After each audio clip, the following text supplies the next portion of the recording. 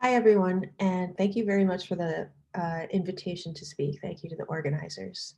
So today I'm going to be talking about additive energy of regular measures and the fractal uncertainty principle in higher dimensions. So everything I discuss will be joint work with Terry Tao. So I'd like to start by talking about additive energy in the discrete setting. So suppose that A is a finite subset of an abelian group. In additive combinatorics, one is often interested in studying how a set behaves under doubling, that is, how it behaves when you add it to itself. So one is often interested in quantitative estimates on the size of the sum set A plus A, and if we define the doubling constant K as the constant K satisfying that the size of A plus A is K times the size of A, we'd be interested on estimates for K. So a closely related notion is that of additive energy. And so we define the additive energy of a set A to be the set of all quadruples A, B, C, and D, such that A plus B equals C plus D. So for sets with a small doubling constant, i.e. sets that don't grow very much when you add them to themselves, you expect a large additive energy. And for sets that do grow a lot, that have a large doubling constant, you expect small additive energy because you expect a lot of degeneracies when you add the set to itself. So a lot of quadruples that satisfy A plus B equals C plus D. So there's a trivial bound for additive energy. So from below and above, for n points, it's trivial to see that the additive energy is bounded below by n squared, and it's bounded above by n cubed. So the bound from below of n squared simply comes from the fact that there are n squared pairs A comma B. And the bound from above comes from the fact that if we fix a quadruple A, B, C, there's at most one D that can satisfy A plus B equals C plus D. And so the number of triples is n cubed, and so that gives us the bound from above by n cubed. So when is the additive energy as large as it can possibly be? Well, a qualitative interpretation of Feynman's theorem says that we should expect this if the set somehow looks like a generalized arithmetic progression. Clearly, you have a low rank arithmetic progression, you add it to itself, it doesn't grow very much. So Feynman's theorem says that the converse is approximately true. If you don't grow very much when you add the set to itself, then it has to look somehow like a generalized arithmetic progression of sufficiently small rank. So Feynman's theorem makes this qualitative statement quantitative by estimating estimating the correlation of the progression with the set and the rank of the progression in terms of the doubling constant and the size of the set.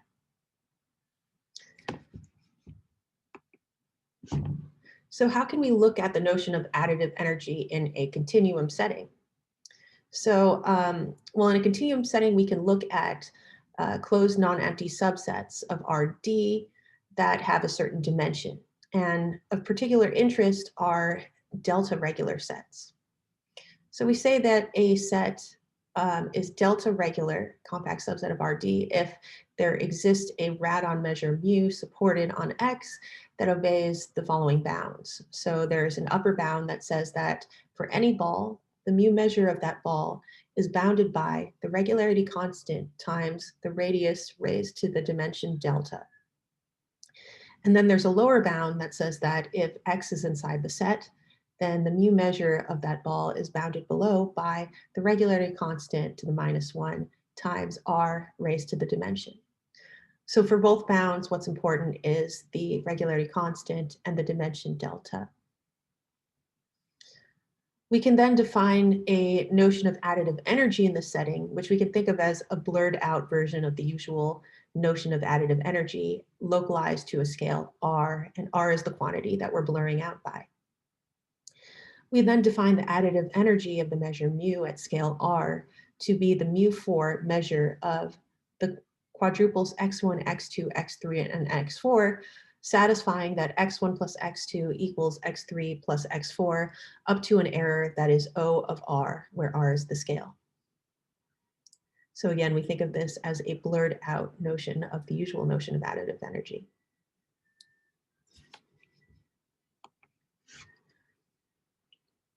As an example, we can look at the middle thirds Cantor set in the real line. So the middle thirds Cantor set, one can easily see, is delta regular, where the dimension delta is log 2 divided by log 3. So how can we compute the additive energy of this Cantor set? Well, we can do this by noticing that there are 6 solutions to A plus B equals C plus D, where A, B, and C, D live inside the set 0, 1. And this is out of a possible 2 to the 4 equals 16 many quadruples in 0, 1 to the 4th. So to compute the additive energy, we're interested in both the number of R intervals required to cover the set, which gives us the quantity log 3. And also we're interested in, from scale to scale, how many solutions get generated. So this gives the log 16 over 6. And if we compare that exponent log 16 over 6 to over log 3, we see that this is going to be larger than the dimension, which is log 2 over log 3. And so this is improvement over the trivial bound. So there's a trivial bound that gives that the additive energy is bounded by R to the delta, which is the dimension. So this comes from the fact, looking at the expression for additive energy, if we fix x1 and x2, x3, there's mu measure at most constant times R to the delta for x4 to satisfy the expression on the right-hand side. And so that gives the bound of R to the delta, which is just trivial. So the question of obtaining quantitative estimates on additive energy for regular measures is an example of a delta discretized variant of an additive combinatorial problem. The first known instance of this was the study of a discretized variant of the sum product problem, which was due to Bourgain in 2003.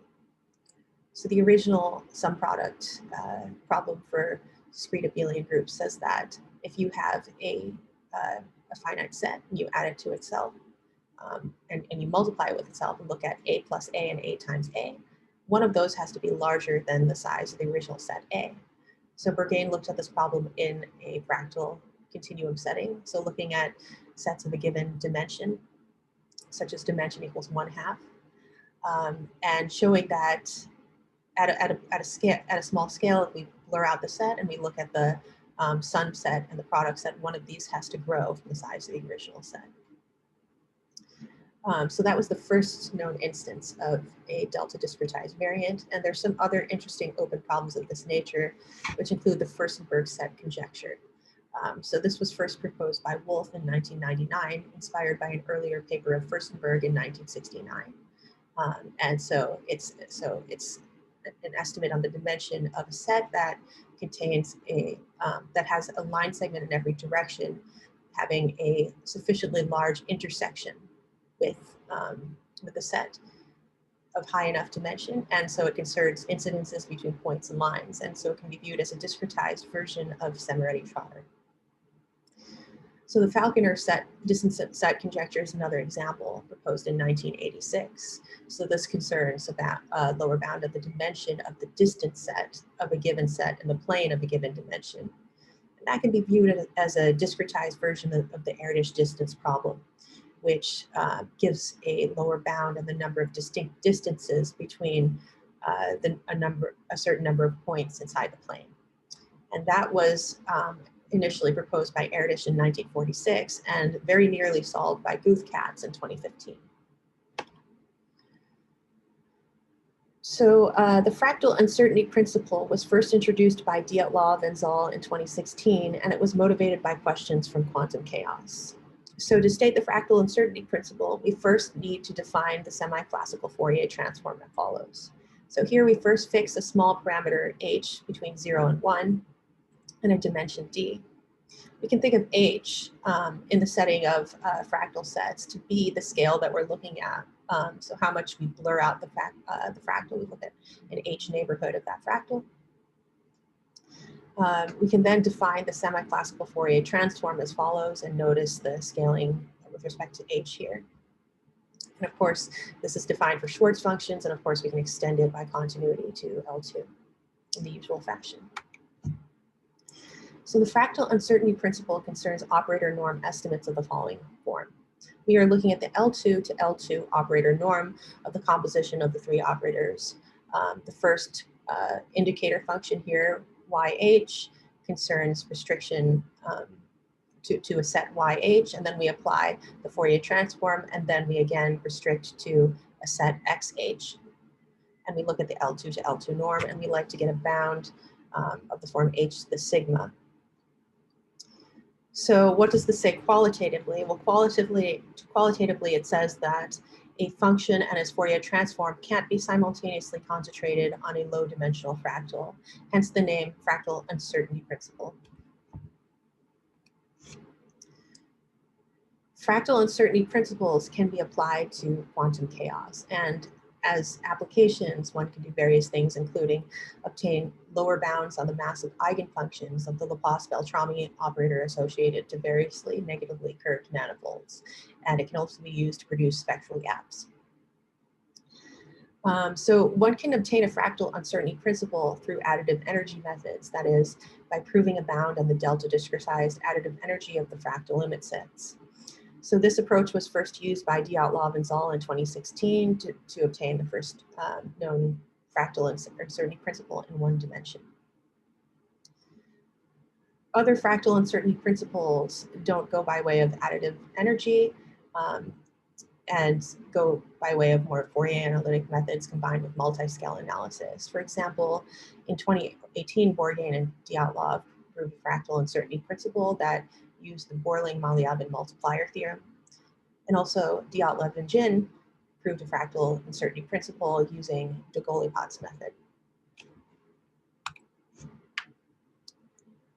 So the model case that we'd like to consider are when X and Y are delta regular subsets of the unit ball. And we look at scales h to 1, remembering that h is the small scale that we're localizing at, or we're blurring out at. And one can obtain a trivial bound using Plancherel's theorem that looks like this. So trivially, one can estimate the L2 operator norm as h to the max d over 2 minus delta, comma 0. So remember that d here is the ambient dimension, and delta is the dimension of the fractal set. So one is thus interested in improving the exponent on the right-hand side, and obtaining an improved estimate where the exponent for h is improved by a positive factor of beta.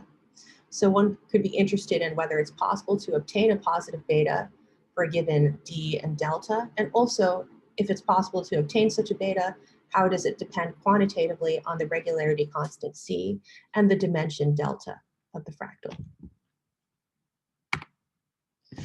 So here's a summary of past and current progress on the fractal uncertainty principle.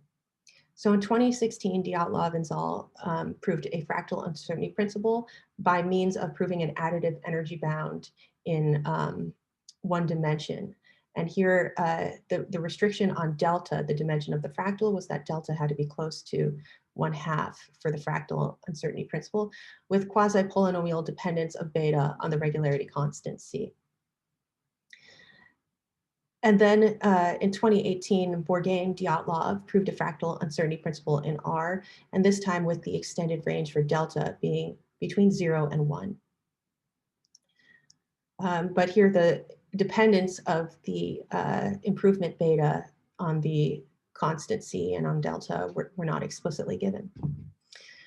In 2018, Dyatlov and Jen also proved a fractal uncertainty principle in that extended range for delta in the real line, but specifically for Cantor sets. On the other hand, there was quantitative dependence of beta on both C and delta, and this was studied in the context of open quantum Baker maps. In 2018, Dyatlov and Jin proved a fractal uncertainty principle in one dimension with delta smaller than or close to 1/2 with polynomial dependence on C. Though this did not go by means of additive energy methods, so there was no estimate obtained on additive energy, but there was polynomial dependence on C, replacing the previously known quasi-polynomial dependence. In 2020, Jin and Zhang made quantitative the result of Bourgain Dyatlov by demonstrating explicit double exponential dependence of beta on C and delta in that same setting as Bourget and Dyatlov for the range of delta between 0 and 1. In 2020, Hanschlag proved the first fractal uncertainty principle in a higher dimensional setting in the case that one of the sets had a specific structure. So one of X and Y had to be the Cartesian product of D one-dimensional regular or porous sets. So porous is a generalization of regularity where we keep the upper bound requirement and get rid of the lower bound requirement in the definition of regularity. So recently with Terence Tao, we proved two main results. The first is a result in the setting of the real line, so in one dimension.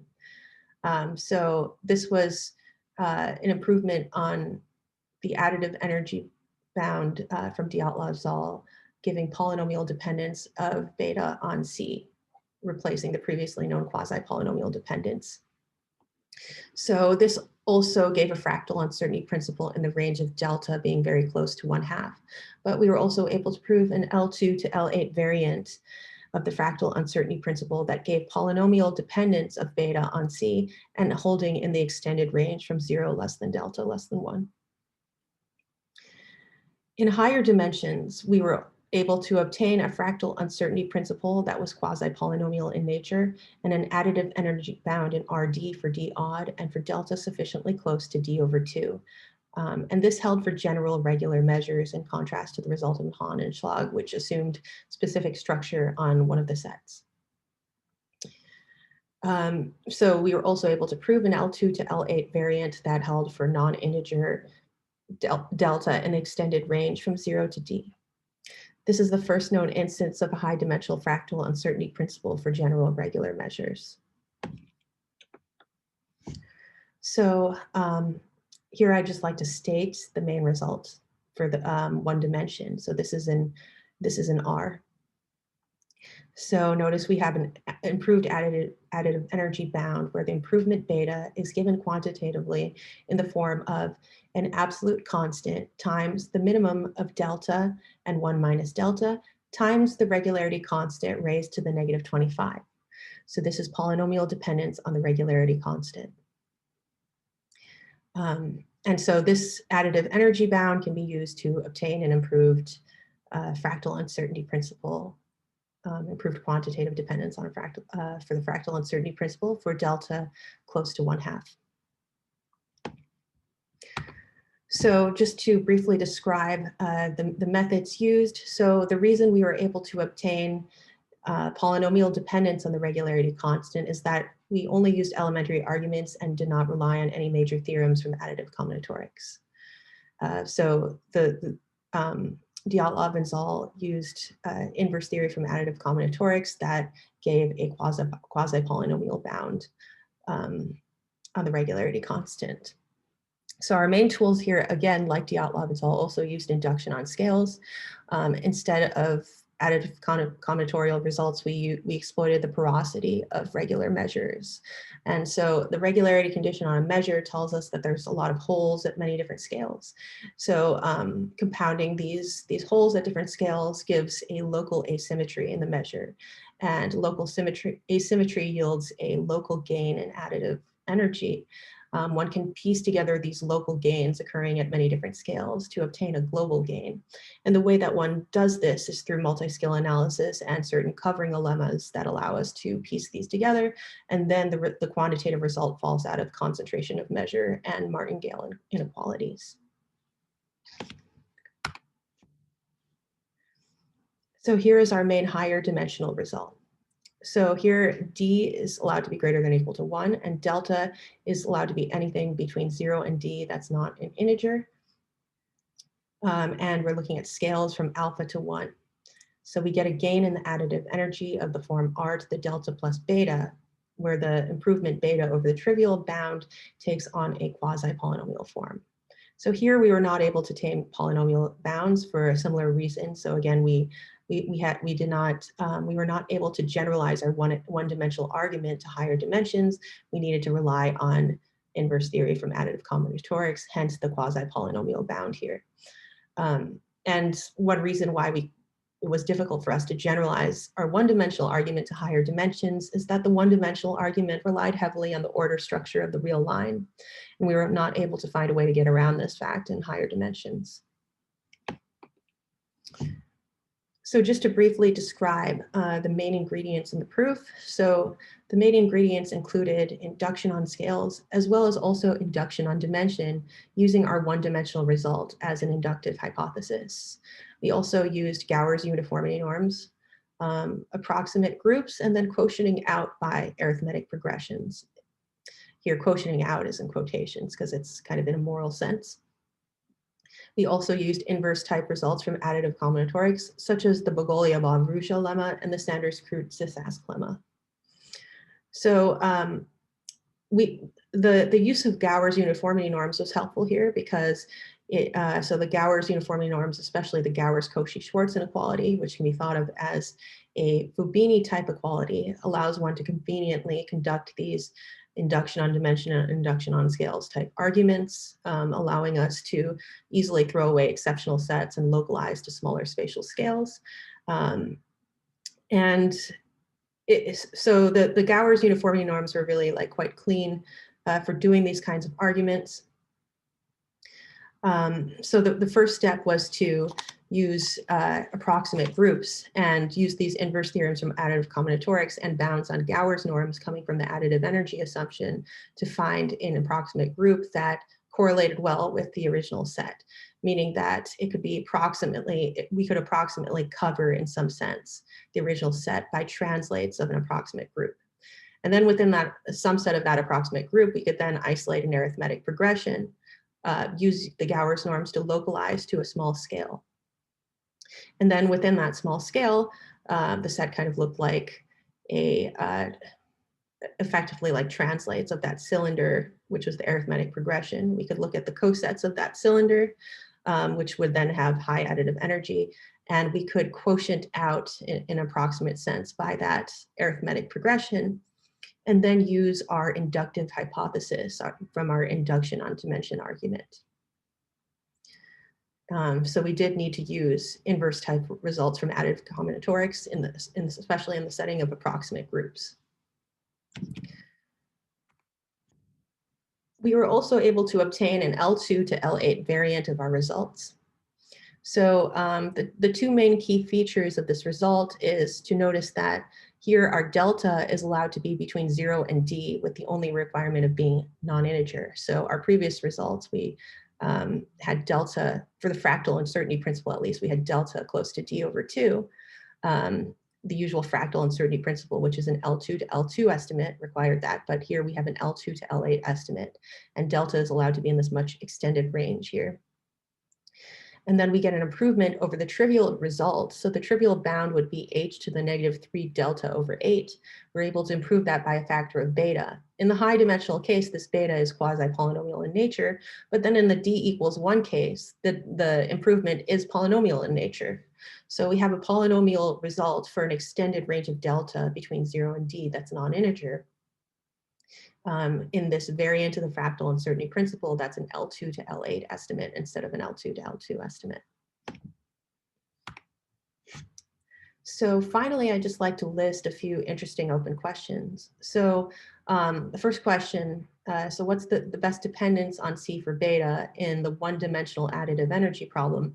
So we were able to obtain polynomial dependence on C, but the best known lower bound is logarithmic in type bound. So the question is, what's the best dependence? Can we further improve polynomial to subpolynomial?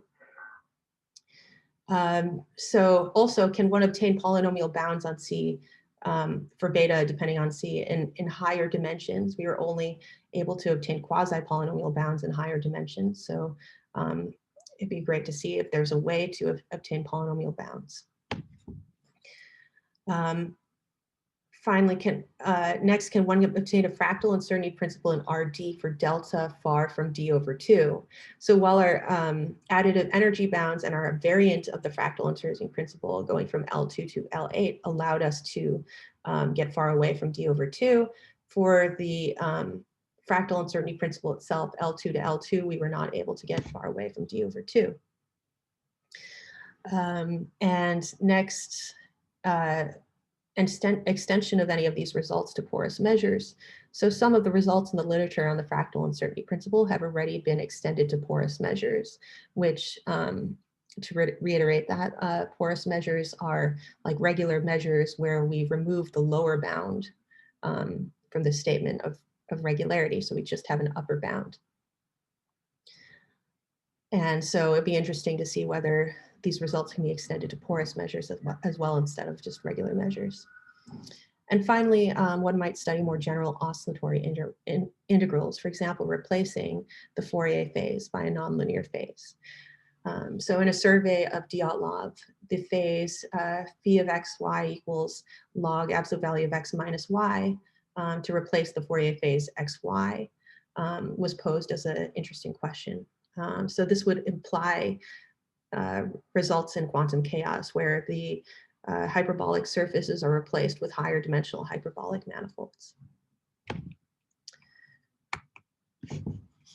Okay, so thank you so much for listening, and thanks once again to the organizers for the invitation to speak. And I hope everyone has a great day and continues to stay safe. See everyone next time.